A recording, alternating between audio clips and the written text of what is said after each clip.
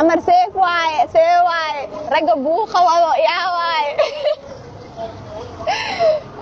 عمر عدي واتنا مقالة إنسانة نود أطحي فايبك وقلانا عيدة نقول حل كذا لينا رقينا عيان بمدينة. السلام عليكم ورحمة الله وبركاته يا خيارتي داوانا يا كل يوم في عدمة داوادا يالكوسو دوادا channel كان عصب سبسكرايب صار لايك شير ميل دار وقارسي سيداد بدون أركان فيديو قال لو وذاك دمان شعبك يفهمك قبضا نادو شيدان مقعيد وحويان كوكو بو مقدشو تشوكتي أو ايربورت كي إيمانيسي وحيكا هذا الشيء يدا تعديق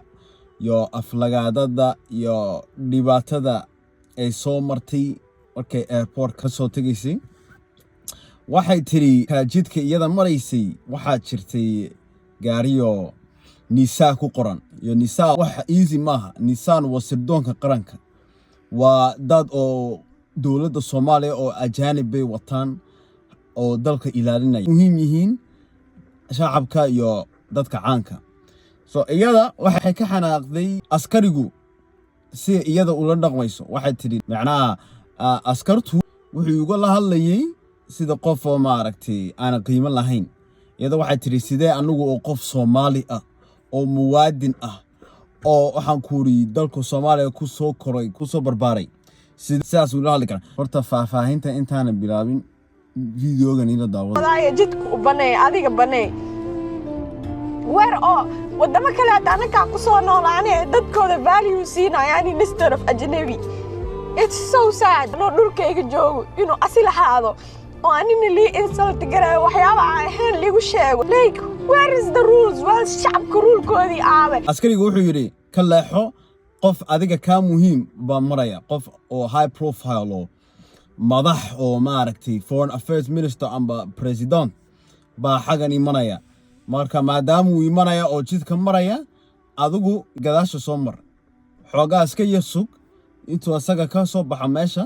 because you have to understand sirdoonka iyo askartu lacag bay qaataan lacag badan bay qaataan ajaanibtu si ay dalka ilaaliyaan qof kasta nabadkiisa waa inuu la sugo marka dawlad ka jirto waxa doontid ma sameyn kartid laakiinse aad u la yaabay oo aad oo ku murugooday dadka qabiilka ordaya oo dadka qabiilka iyada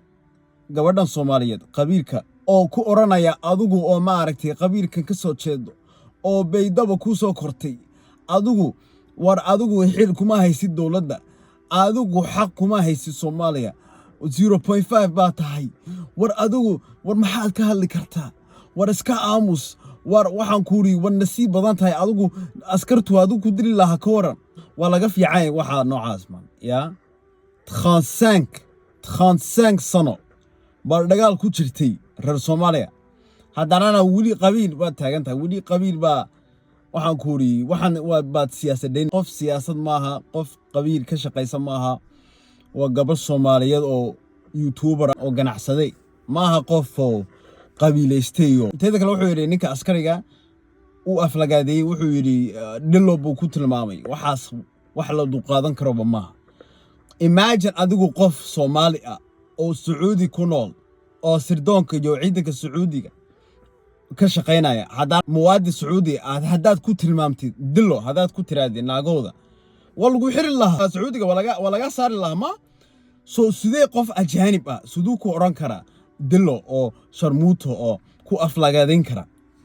ana waxaas la yaabay askarigan ajaanibtu uu nacamleynay ajaanibku isku dhaadhicinay oo ajaanibka ninka ajaanibka oo wadankan ka imid uu ka qiimo badan yahay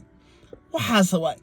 dadka ajaanibta aad u nacamleynaysi naga dhaaf dadka ajaanibta they don't care sharaftaada xitaa ma arkayaan dadkan ma garanaysa wadankan waa ciinteena hooyo qof kasta oo Soomaaliya oo muwaadin oo wadanka Soomaaliya ku nool sharaf bay leeyihiin xuquuq bay leeyihiin maaha inaad taadi oo aflagaadaysido oo waxaan ku ri oo u dareensiisid inay yihiin qof zero disrespect ha qaadanin ma garanaysa yes way khaldan tahay askartu xaq bay ku leeyihiin wadanka maaragtay ciidanka sirdoonka ee Nisa xaq way ka leeyihiin qof kasta amnigiisa wana la sugo. You know, it's not safe, you know, qof sardon, qof muwaadin inuu iska hormaro inuu bastoolo ku dhufto. It's very unsafe. So, you know what I mean? You always have to work safety kina when at ka shaqaysin. Marka soo dhaay horo socod aan ku leeyahay, you know, you did a great thing for standing up for your rights. Nobody deserves to be disrespected. So marka qof muwaadin oo Soomaali ah qof ajaanib inuu ku xushmadayo hay qof liita oo aan wadan lahayn. That's not good, you know. Muuqaalkan intaan koobin, subscribe, like, share. Make sure to watch all my videos, share with everybody. Assalamu alaikum wa rahmatullah.